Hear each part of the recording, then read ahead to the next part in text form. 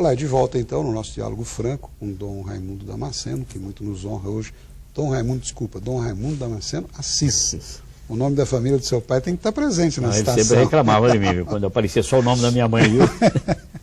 Dom Raimundo, mas eu queria registrar inicialmente aos nossos telespectadores que Dom Raimundo se faz acompanhar aqui da Andréa Moroni, que é assessora de imprensa da Diocese, que a gente conhece muito de nome, especialmente quem ouve a Rádio Aparecida, a famosa Andréa Moroni. Eu pude conhecer hoje pessoalmente, aliás, a gente tem grande prazer em recebê-la aqui, todos nós da Band. Continuando então, Dona Damasceno, muitos devotos não aceitam o fato de alguns padres, hoje na Igreja Católica, desejarem aparecer mais que Jesus Cristo na igreja, na própria igreja. Como o senhor analisa essa questão? Bom, eu diria primeiro, Marcondes, que o uso dos meios de comunicação pela igreja, no cumprimento da sua missão, isso é de levar o Evangelho a todas as pessoas, é importante. Sem dúvida, veja a TV Aparecida, o papel que cumpre. Jesus dizia aos apóstolos que o Evangelho, né, sua mensagem devia ser pregada sobre os telhados. E hoje nós sabemos que sobre os telhados de nossas cidades nós temos são as antenas de televisão, de modo que a mensagem deve ir para todo mundo. Desculpa, Dona Damasceno, mas as anteninhas pé de galinha de antigamente hoje viraram as parabólicas. Viraram as parabólicas, evidente. Podemos aí, inclusive, alcançar um espaço muito maior, né, muito mais longe. E então o Papa Paulo VI também dizia, se a igreja não utilizar os meios de comunicação para o anúncio do Evangelho, ela será culpada diante de Deus por essa omissão. De modo que isso é fundamental. E cada vez mais a igreja está se fazendo presente. Mas daí o popstar está se fazendo presente nos meios de comunicação. E eu diria o seguinte, que nós temos, é claro, sacerdotes com certos dons, com certos talentos, talento para compor música, talentos para fazer poesias, e talentos, enfim, realmente de comunicadores, alguns mais dotados, outros menos dotados. Eu acho que eles devem usar esse talento que Deus lhes deu para anunciar o Evangelho, mas é fundamental que esse anúncio do Evangelho pelos meios de comunicação seja acompanhado também, né, do testemunho de vida de cada um deles, porque o testemunho convence muito mais do que a palavra, né? Muito mais do que a música, sem dúvida nenhuma. Mas é importante que todo comunicador, todo evangelizador, aponte sempre no seu anúncio, na sua mensagem, aponte para aquele que é o centro da mensagem, que é nosso Senhor Jesus Cristo.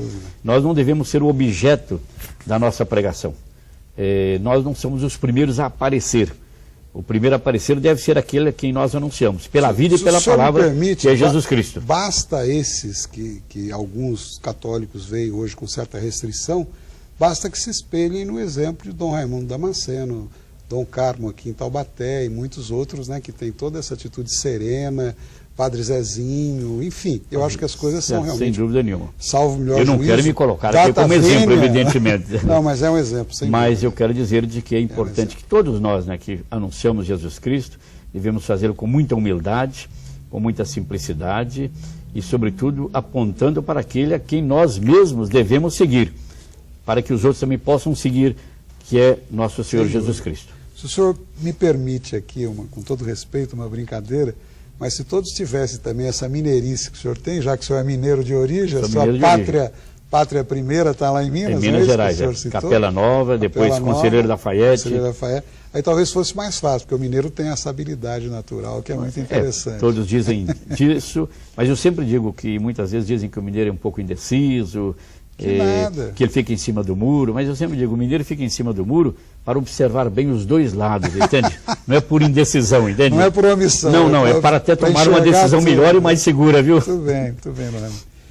Eu queria também que o senhor falasse sobre a importância da eleição, né, da sua eleição para a presidência da CNBB, afinal de contas é a Conferência Nacional dos Bispos do Brasil. Isso demonstra uma liderança que o senhor tem hoje no seio da Igreja Católica. E sobre a transferência da sede da Assembleia Geral, né, da CNBB, de Brasília para Aparecida. Eu gostaria que o senhor abordasse esse assunto conosco também. Toda eleição em geral é sempre uma surpresa, né, para aquele que é eleito. E foi o que aconteceu comigo agora na 49ª Assembleia Geral dos Bispos do Brasil, realizada em Aparecida no mês de maio. Já não esperava mais ser eleito. eu estava deixando justamente naquela semana o cargo de presidente do Conselho Episcopal Latino-Americano, de modo que eu esperava me dedicar mais agora, ter mais tempo para me dedicar à diocese, arquidiocese de Aparecida, mas fui eleito e recebi também com muita simplicidade e com aquele desejo de servir, né, a conferência. Eu acho que para nós todo cargo, né, do ponto de vista do Evangelho, é sempre serviço, é doação, é entrega. Fui eleito no segundo escrutínio.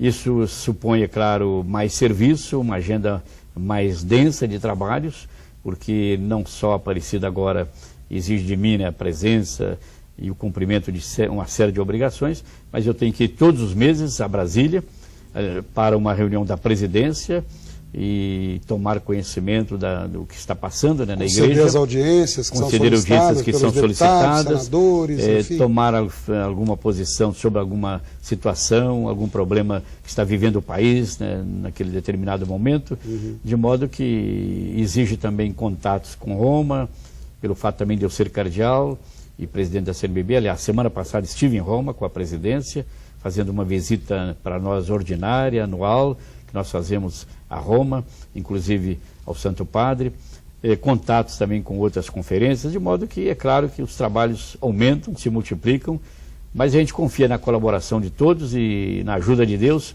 e vamos em frente, enfim. A sua juventude e jovialidade, Dom Damasceno, permite isso, e para nós na região é um grande prestígio, afinal de contas, nós temos aí a Canção Nova, temos a Aparecida, certo, temos agora Frei Galvão em Guaratinguetá. Quer dizer, é uma região tão marcada por esse aspecto de religiosidade. É uma região realmente que tem uma história, uma religiosidade muito grande, uma tradição religiosa muito profunda, e está se tornando cada vez mais um centro de radiação do Evangelho para todo o Brasil. Aparecida, Cachoeira do Campo, Cachoeira Paulista. Agora até Roseira aqui, com o mosteiro, também, já tem sido mosteiro, objeto de... O próprio Frei Galvão, a devoção a Frei Galvão tem aumentado muito, de modo que nós temos uma responsabilidade muito grande, sem dúvida nenhuma, nesta região. Ainda bem que nós do Vale do Paraíba somos considerados um pouco mineiros, porque nós estamos aqui na divisa, né? Então eu acho que essa simbiose aí foi perfeita. Claro. Eu não me senti estranho aqui no Vale do Paraíba, justamente por encontrar nós observamos bem costumes, tradições parecidas com as que eu tinha em Minas Gerais. A gente também procura olhar, quando possível, de cima do muro para ver os dois lados, né? Então eu acho que isso aí é um ensinamento muito sábio. Não é omissão, mas é tentar enxergar o contexto. Melhor o conjunto todo. É isso mesmo. Eu quero pedir mais um minutinho de licença a todos, a gente vai para um breve intervalo e já volta nesse diálogo franco tão interessante, como não poderia ser diferente, com Dom Damasceno. Até já.